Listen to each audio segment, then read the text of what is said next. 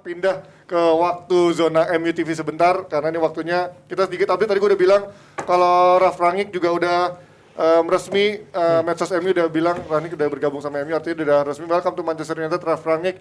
Dan ini juga kita tahu tadi malam waktu lawan Chelsea sudah ada spekulasi Fletcher pakai earphone, apakah dia dikasih tahu sama Rangnick terkait instruksi dan segala macam. Kita sebelum ngomongin soal Rangnick, kita sedikit ke ada apa? Sedikit dulu soal Rangnick karena minggu lalu pas lagi bahas-bahas Rangnick gue nggak ikut siaran dan sebagai seorang pelatih baru belajar.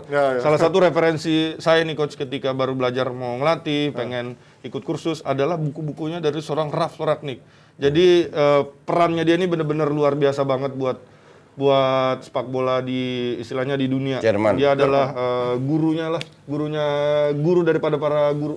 Guru daripada guru, tapi nanti kita bahas seorang guru ya. Belum tentu bisa sukses. Iya. Belum kita bisa ngelatih. Karena kenapa Munchen yang begitu powerful nggak pernah ambil dia? Semua klub besar nggak. Karena memang dia spesialisnya untuk dan terbukti. Hasenhüttl, Schmidt, Tuchel, Nagelsmann, itu semua dari dia. Bahkan klub belajar dari dia. That's why gue bilang di Just Talk minggu lalu, dia hanya jadi interim. Habis itu naikin sebagai Dirtek. Tapi karena MU sudah punya sports director, Murto, jadilah pakai istilah lain, konsultan. Nah, maka dari itu tahun depan harusnya sekarang yang jadi pertanyaan kan Pochettino atau Ten Hag. Kalau dia pinter, dia akan ambil Ten Hag. Gue jadi sakti. Dia juga salah Artinya gue udah prediksi.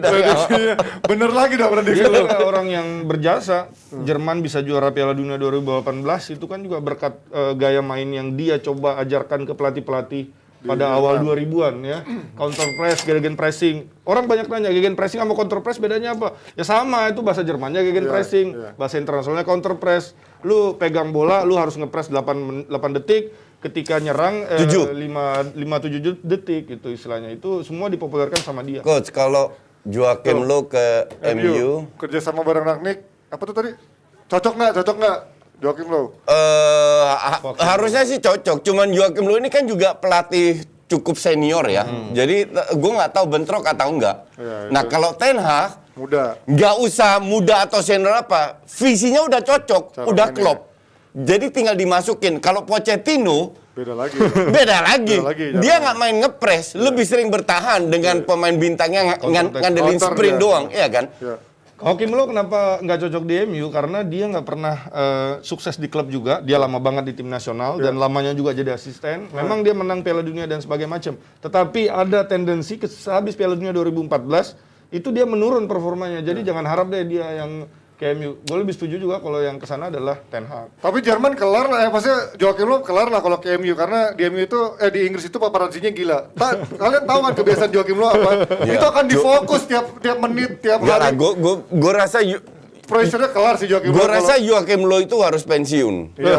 Dia udah serius. Dia udah mendapatkan peak-nya sebagai pelatih, meraih segalanya.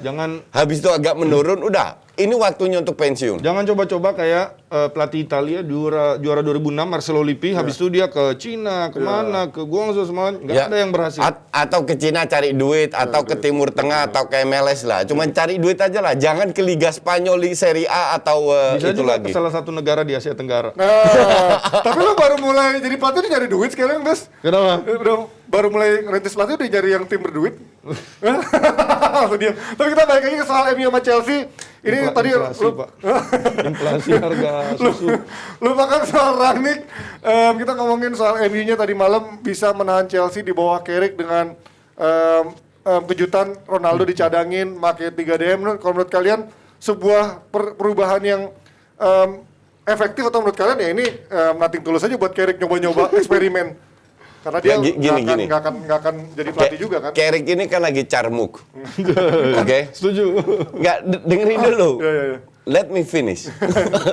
Tidur lu. Jadi Carrick ini lagi carmuk, istilahnya dia ingin tidak mau dipecat lah dari kursinya. Maka dari itu dia melakukan atau dia berusaha melakukan untuk mengikuti apa yang diinginkan oleh Rangnick. Rangnick bilang, dan ini sebenarnya lucu karena gue udah jutaan kali bilang. Rangnick bilang, ngepres itu nggak bisa setengah-setengah. Kayak orang hamil. Hamil nggak bisa setengah hamil, sedikit hamil, ngerti nggak? Dan itu udah kalau lu tanya pemain-pemain gue yang dulu itu, gue selalu ngomong begitu. Either you press semua atau lu nggak sama sekali. Setuju. Nah, kemarin yang dilakukan MU, mereka berusaha ngepres dengan 3-4 orang. Cuman Chelsea lolos terus. Iya kan? Pada saat lu ngepres 3-4 orang, bahkan 5 orang, artinya di belakang itu ada ruang. Itu tidak dimanfaatkan sama sekali sama Chelsea. Kenapa nggak dimanfaatkan? Karena ada yang namanya Loftus-Cheek, ada yang namanya Werner, yang membuat Chelsea ini nggak bisa bermain Spartan kayak lawan Juve. Makanya gue heran, kenapa? Oke, Lukaku nggak bisa 90 menit, gue masih bisa terima. Lu punya Kai Havertz, lu punya Mason Mount. Pada saat Kovacic sama Kante nggak bermain, lu bisa pasang Mason Mount dengan Jorginho 1 DM. Mason Mount itu dribblingnya kuat, shooting dari lini kedua kuat. Ngerti nggak? Jadi kemarin kalau gue bilang, ya itu pun ada berapa fans Chelsea yang bilang, emang lu lebih pintar daripada Tuchel? Ya, in this case, gue lebih pintar daripada Tuchel. Ngerti nggak? Karena Tuchel membuat kesalahan yang gue bilang fatal. Dia agak meremehkan MU. Di luar gol ya, karena golnya itu kan apa namanya? Itu benar-benar literally jatuh dari langit. Gol jatuh dari langit. Sama kayak golnya Jorginho juga dari langit itu. Kalau golnya Jorginho, tololnya AWB. Iya. Average Jatuh dari langit wingback. juga. Sama aja kan Jorginho juga tolol kontrol begitu. Itu yang gue nggak paham. Lu Dia udah bisa lihat? sekali loh, ngapain diambil? Lu udah lihat bola dari atas? Lu kan lihat berapa pemain? Dua pemain MU lari loh. Iya. Lu Di tinggal press. heading atau Sekali aja. Ini masih sosok dikontrol gitu. Aduh nggak. Jadi kalau Jorginho kayak gitu wajar, kalau Abner kemarin mainnya kayak gitu juga ya. Wah, Brown mah kacau. Dapat bola atas dia nunduk. Apa maksudnya coba? Gimana besok kemarin ngeliat 3 DMF yang dicoba dipasang sama Carrick, kemudian juga permainan Fred yang kemarin sempat juga dipuji-puji bahkan jadi man of the match MU. Enggak lah, itu agak lebay lah. Gimana menurut lo? Enggak, maksudnya ini kan pelatih tadi coach udah bilang bahwa pelatih kepalanya diganti, otomatis asisten yang naik nih. Apakah ketika Rangnick jadi seorang interim nanti akan bawa asisten juga? Enggak. Ya, kan itu kan kita belum Enggak tahu tahu. pasti. Memang enggak. Ya kan? Maka dari itu asistennya nggak ada yang dipecat kan? Nah, makanya ini asisten lagi coba dia showing, istilahnya lagi Ya carmuk lah istilahnya. lagi show dia mau kasih lihat ini loh coach, permasalahan MU adalah ada di gelandang. Ya, coba gelandangnya coba gua Lu banyakin. tahu permasalahannya MU apa? Berar, tolong masukin itu Berar. Statistik yang gue kirim tadi. Bisa nggak? Mana nih? Ada. Mana nih? Nih, lihat lo. Oke, kalau sambil kita nunggu statistik. Nah, ini lihat. Oh, Oke. ini. Ini Rangnick bener-bener pressure-nya luar biasa. Lu lihat MU kayak apa? Emang tahun ini dari ngepresnya kemarin pun juga setengah-setengah. Ngerti nggak? Artinya ini pemain manja semua. Either nggak dilatih sama Ole, atau memang mereka nggak mau lari-lari. Nah, Itu ketemu memang- Rangnick selesai lu. Itu kelihatannya memang MU bukannya setengah-setengah mau ngepres, tapi emang kayaknya nggak diajarin buat ngepres. Ya, kita tahu kan, Kalau lu nggak diajarin, kenapa lu ngepres? karena dia mau kasih lihat bahwa mungkin ini pasti juga baca bukunya Rangnick juga nih si Carrick nih ya kan, dia baca kan. kayak Baru gua. baca Kayak kemarin. gua ya kan, dia lihat Rangnick sukanya ngepres, counter press. Kayak mau ujian, baru mau nonton pertandingan, baru- pertandingannya Liverpool dulu ya kan, dia pengen kayak Liverpool. Makanya jangan kaget fans-fans MU ngelihat bahwa seorang Ronaldo yang nggak dipakai, yang malah dipakai Sancho, malah dipakai Rashford ya, karena yang dua ini kan masih muda dan masih bisa punya speed ya. Jangan lupa juga dari mana datangnya Sancho, bukan dari City, tapi dia lahir dari Dortmund yang benar-benar itu adalah pabriknya orang-orang buat counter press. Ya memang kalau yang nonton pertandingannya MU coba ngepres. Ya awal-awal mungkin sosok lah, bisa sedikit pegang bola segala macam si Chelsea-nya, tapi lama-lama ketika Chelsea dapat kepercayaan diri, MU juga, aduh ngapain sih gue ngepres, yaudah gue defend aja, akhirnya balik lagi ke setelan awal. Tapi ya setengahnya udah mulai mencoba. Oke. Tapi kalau kemarin gue sedikit menilai ya, dibandingin sama Liverpool sama City, ini kemarin banyak banget mereka salah passing, Chelsea ya, salah passing, bisa diintercept sama pemain MU. Artinya mereka nggak semewah itu dalam penguasaan bola, dalam menguasai Itu permainan. gue udah berkali-kali bilang. Orang tanya gue, dari 3 tim top tier di Inggris, mereka pasti 1, 2, 3, itu udah pasti. Iya.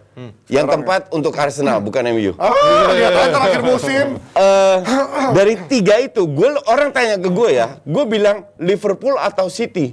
Ya. Gue lebih impress dengan permainan mereka daripada Chelsea. Karena ya 3-4-3 ini masih karatan kalau gue bilang. Bahwa mereka ngobok-ngobok Juve ya tololnya minta ampun.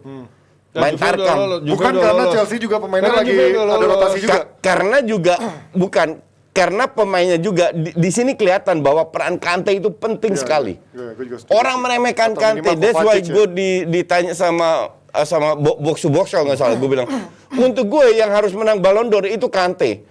Kante itu sangat di underestimate di mana-mana dia bermain, nggak di timnas Prancis, nggak ada apa. Ini perannya itu krusial kemarin dan kemarin kelihatan nggak ada Kante lu selesai. Iya, kalau nggak ada Kante nggak ada yang cover Jorginho pasti di sana. Dan Kante itu semuanya bisa ya, nyerang bisa, nusuk bisa, Bisa. passing bisa, defense bisa, sprint bisa, semua bisa. Gelandang kan nggak semuanya harus bisa pegang bola, harus juga bisa intercept. Dan kadang-kadang pelatih itu pengen dia yang pegang bola. Dan gimana caranya kita pegang bola? Nggak mungkin suruh gelandang yang elegan, yang passing bagus buat ngerebut. Ya butuhlah gelandang-gelandang kecil ala-ala Claude Makelele pada masanya kan, defensive midfielder. Tapi zaman sekarang adanya seorang N'Golo Kante yang luar biasa banget. Oke, kalau kita ngomongin soal Ronaldo dicadangin, menurut kalian dengan adanya Rangnick, ini yang menjadi satu pertanyaan terpenting adalah Ronaldo mungkin nggak dicadangin di Rangnick? Mungkin banget. Mungkin. Menurut kalian apakah Ronaldo masih bisa mengikuti gaya main seperti itu? Ataukah Sedikit emang egonya udah nggak ada mungkin? kalau kita bahas soal Ronaldo jadi cadangan apa enggak, itu ada dua point of view. Tentu point of view dari seorang pelatih yang ngerasa kayak gue mau ada sistem nih, gue mau ngepres, Ronaldo nggak bisa ngepres, gue mau istirahatin dia. Oke, betul ya, itu hak dia, memang hak seorang pelatih dan terbukti berhasil dapat poin. Kedua, tapi kan ini kan bukan game kecil, ini bukan lawan istilahnya lawan tim kayak Brighton, bukan lawan tim yang kayak istilahnya papan bawah atau misalnya lawan Leeds. Ini lawan Chelsea, Pak. Istilahnya lu mau juara liga atau enggak sih? Gue masih dalam hati kecil gue tuh gue masih berpikir bahwa MU itu adalah salah satu kontender buat juara musim ini, juara Di apapun. atas kertas. Di atas kertas karena mereka beli Varane, mereka beli Ronaldo, Sancho dan kawan-kawan. Tapi ya kalau misalnya mereka maunya dapat hasil seri atau nggak niat menang kayak tadi malam, ya sayang sekali memang Ronaldo harus dimainkan. Gue rasa Ronaldo itu gini, kalau kita bicara kompetisi itu kan jangka panjang. Lawan tim yang berani ngepres, Liverpool, Chelsea, City terutama, gue rasa lebih baik jangan mainkan Ronaldo. Oke. Tapi kalau lu ketemu Watford, kalah ya terakhir. Oh, mau Watford. Oke. Main padahal. Kurang ajar kamu ya. Enggak, Mancing doang. Gue agak lupa aja, makanya gue tanya biar nggak salah. Tapi ketemu tim-tim kecil, itu definitely Ronaldo harus main.